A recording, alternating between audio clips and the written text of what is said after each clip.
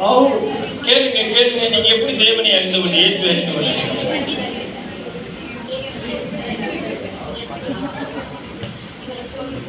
நான் இப்போ ஒவ்வொருத்தரும் தனித்தனியா கேட்க போறேன். I'm going to ask each one separately. நீங்க எப்படி இயேசுவை அறிந்து கொண்டீர்கள்? How did you receive Jesus? ஐயா, நீங்க எப்படி இயேசுவை அறிந்தீங்க? How did you know about Jesus? நீங்க எப்படி இயேசுவை தெரிஞ்சுக்கிட்டீங்க? நான் சாவுக்கு முன்னாடி தெரிஞ்சுக்கிட்டேன். சூசைட் பண்ண போகும்போது ஆண்டவர் நான் கரெக்ட்.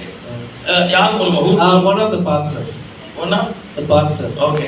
அப்புறம் இப்போ ஏன்னா உங்க எல்லாரையும் கேட்ட டைம் ஆயிடும். நீங்க ஒரு உடனே பதில் சொல்லுவீங்க. ஆனா அதனால சொல்றேன். யாரோ ஒரு மூலமாக இவர் இயேசு குறித்து அறிந்திருக்கிறார். அல்லேலூயா. அடுத்த கேள்வி அவருக்கு, இயேசு தம்மை உங்களுக்கு வெளிப்படுத்தி இருக்கிறாரா? இயேசு revealed himself to me. Yeah. அப்ப நான் தான் இயேசு. No. I only saved you. No, he didn't reveal personally through somebody else. Okay, very good.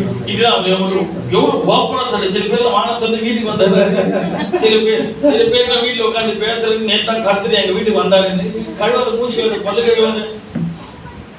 Many people are telling like this, I see Jesus coming from heaven. Yesterday when I was sitting in my room, suddenly Jesus was appeared to me. எங்க போய் அடிச்சுக்கிறதே புரியல. அல்லேலூயா. அல்லேலூயா. யாரோ ஒரு மூலமாய் நாம் தேவனை குறித்து இயேசு குறித்து கேள்விப்பட்டிருக்கிறோம். Through somebody we have heard about Jesus and we came to know about him. அது பத்தாது. That's not enough. நாம ஏன் சோர்ந்து போகிறோம்? Why we are becoming dull in our நாம ஏன் பின்வாங்கி போகிறோம்?